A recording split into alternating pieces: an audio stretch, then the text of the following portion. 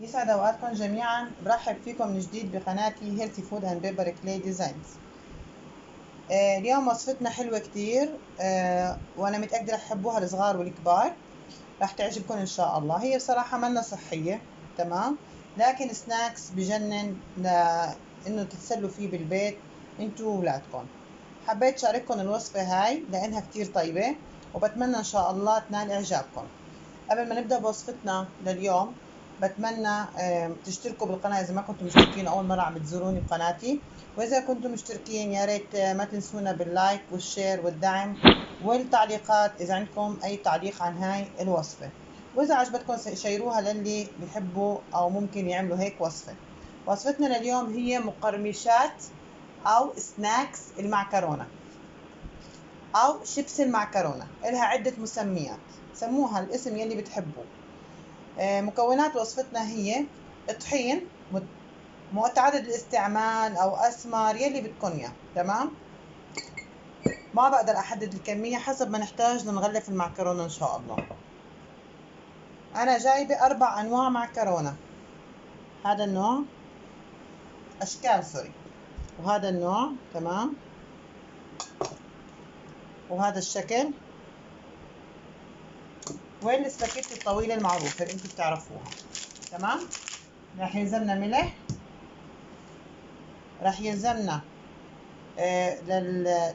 للطحين فلفل اسود وكركم، تمام، شويه فلفل اسود وكركم وملح راح نحط على الطحين.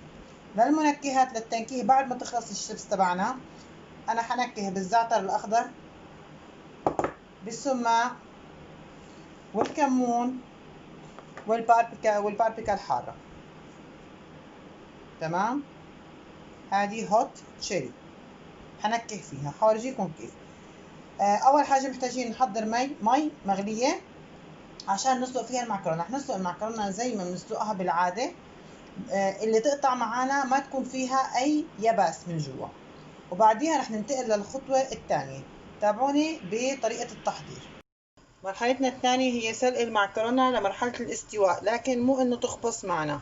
حطيت مي عم تغلي، ضفت عليها زيت نباتي عشان ما تلزق ببعضها. وهلا حملح المي، بدنا نملح المي كويس عشان تاخد المعكرونه الملوحيه ما تطلع حلوه.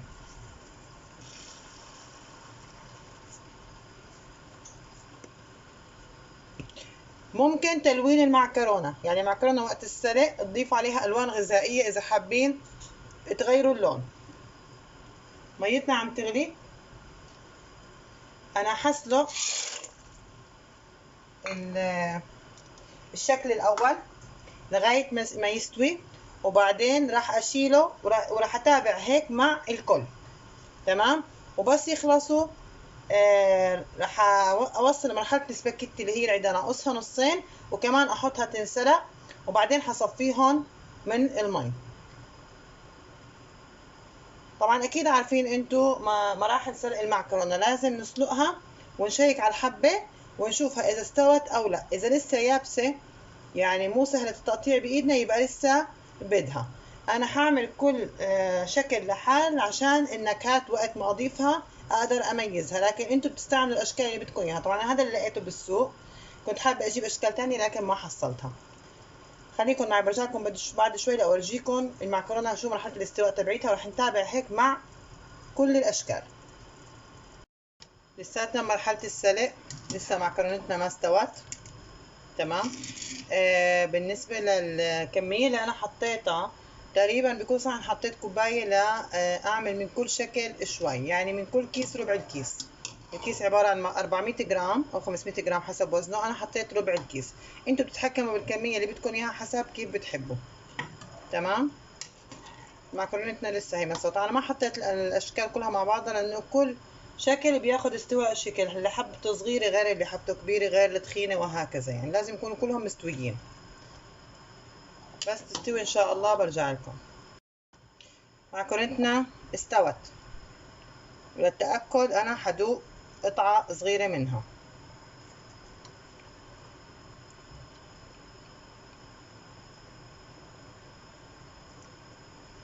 تمام، وملحتها ممتازة. حشيل الكمية هاي وحضيف الانواع التانية اسلقها بنفس الطريقة، وبعدين ارجع لكم عشان المرحلة التانية ان شاء الله. نسيت اقولكم لما نشيلها بنحطها بمصفى زي هيك،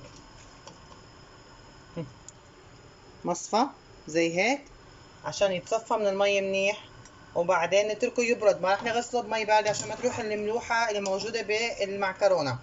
حنتركه يبرد وبعدين نبدأ بالمرحلة الثانية ان شاء الله، اللي انا حكيت لكم عنها، اللي هي استخدام الطحين بتغليفة المعكرونة قبل مرحلة القلي ان شاء الله لحتى تصير شيبس. اخر شي مرحلة المنكهات ان شاء الله. خليكم معي. بديت اسلق الشكل الثالث اللي هو الصغير، شوفوه توي حطيته على النار، ما راضي يطلع بالسباتشولر. ايوه تمام. لونت المي باللون الاخضر عشان يصير لون المعكرونة لون الشيبس اخضر.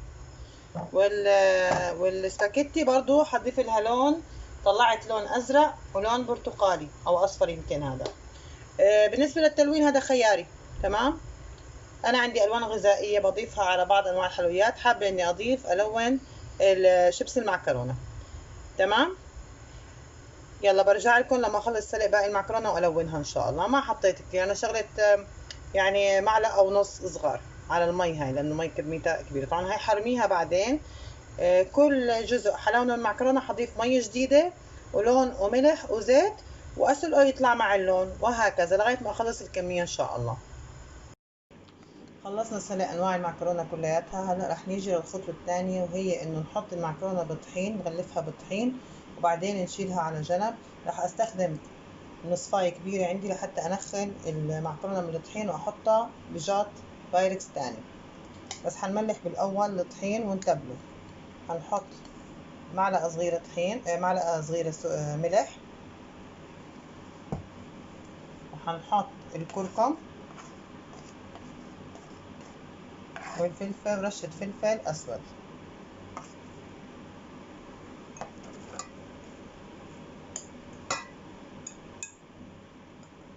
حركهم منيح. بعدين بنبدأ نحط المعكرونة ونخلطها. نضيف المعكرونة شوي شوي.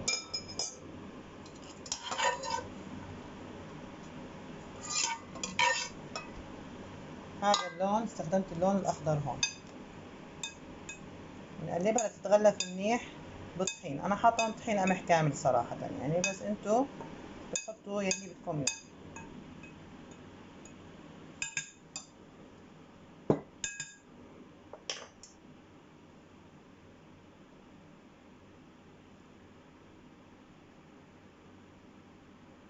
بهاي الطريقه. تمام.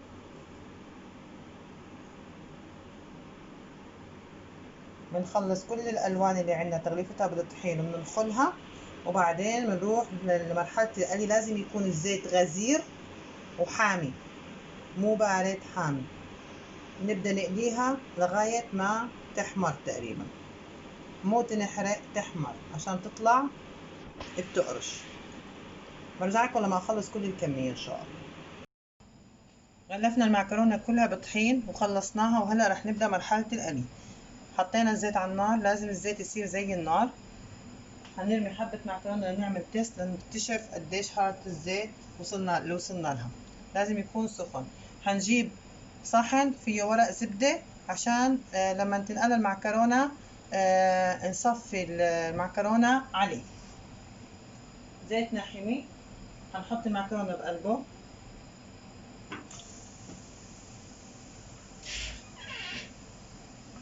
هاي معكرونة سباكيتي اللي انا غلفتها بطحين.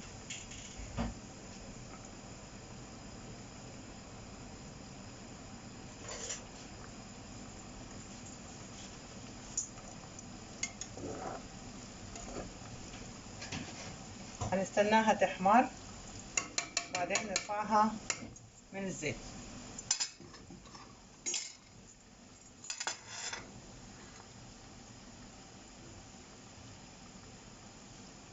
خليكن معي، برجع لكم لما تحمر. شوفوا قربت تجهز معانا، بدها كمان شوي. تمام، عشان تروح الرطوبة لجواتها نهائي. بعدين حنشيلها ونحطها بجار بايركس زي هذا فيه ورق زبدة.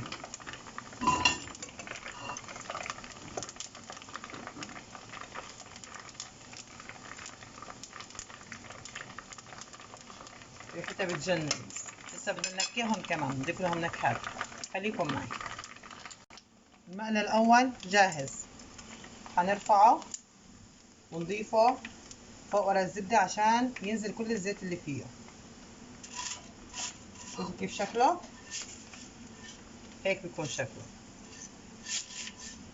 حاعطيكم أنا رأيي بكل نوع من اللي أنا عم بعملهم بمصداقية، وأنصحكم شو الأفضل لإلكم لتعملوا. حكمل باقي القلي واخلص كل الاشكال اللي عملتها وارجع لكم. طبعا انتوا اذا حابين تقلوا على القد يعني فيكم تحتفظوا باقي الكميه اللي بتضل بالبرد او الفريزر، وبعدين تطلعوا تقلوا منها بنفس الطريقه. خليكم معي. رجعت لكم من جديد. معكرونه تبعتنا بالاشكال اللي احنا عملناها مع بعض خلصتها وقليتها. تمام، هذه كان لونها اخضر لكن اغمقت، لازم تكون مقرمشه فلهيك بتغمق. الشكل الاول الثاني الثالث. وعملت الاسباجيتي لونين، هذا الازرق المفروض صار اخضر مع القلي، وهذه البرتقالي ضلت برتقالي. هلا حنكههم. طريقه التنكيه كالتالي: بنجيب اول صنف بنضيف عليه الكمون، بنرش عليه كمون بهاي الطريقه، بنقلبهم ليختلطوا مع بعض.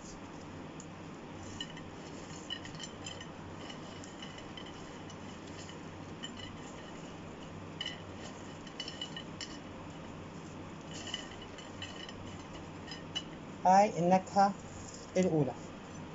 النكهة الثانية هنضيف إلها الزعتر الأخضر ونقلبها.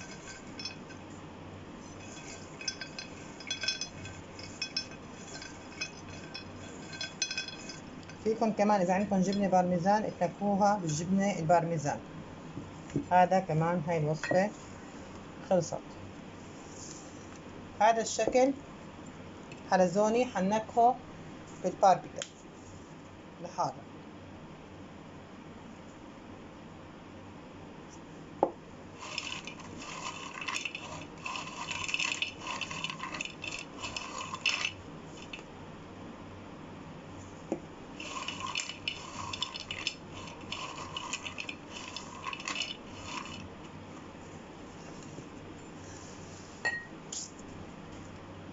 المعكرونة البرتقالية اللي هي سباكيتي حنكهها بالسماق.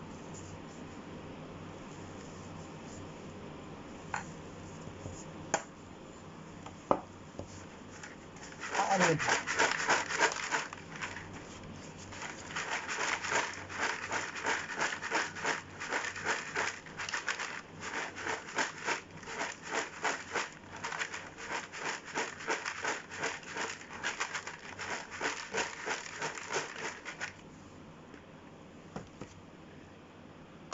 الأخيرة هاي راح نكهها بالزعتر كمان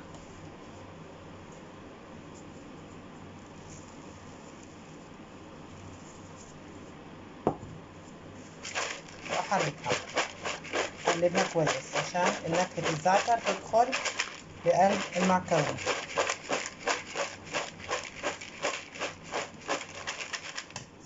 سامعين الصوت كيف؟ شوفوا تتكسر بسهولة. سامعين القرشة؟ بتجنن. أنا دقتهم طبعا كلهم.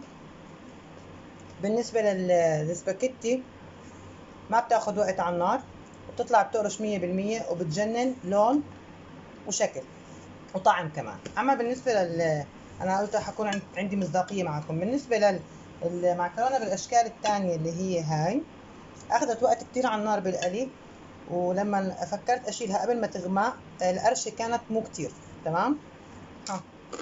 بس هيك لما انغمقت يعني اخذت حمارها القرشة طلعت ممتازة. تمام. هاي الرأي تبعي بكل الاشكال اللي انا عملتها. لاقونا عند التقديم. وصفتنا جاهزة خلصت.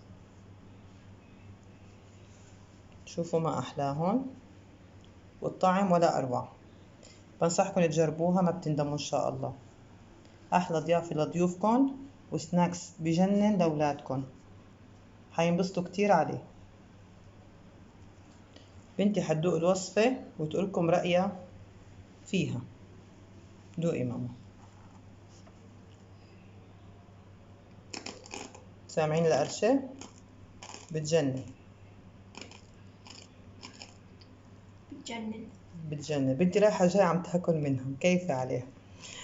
إذا عجبتكم الوصفة يا ريت تدعمونا بلايك وتشيروها لكل اللي ممكن يجربها أو حابين إنه يجربها. ولا تنسوا السبسكرايب إذا كنتوا لسه مشتركين بالقناة وتفعلوا الجرس لحتى يصلكم كل جديد. بلاقيكم بوصفة جديدة إن شاء الله. بأمان الله.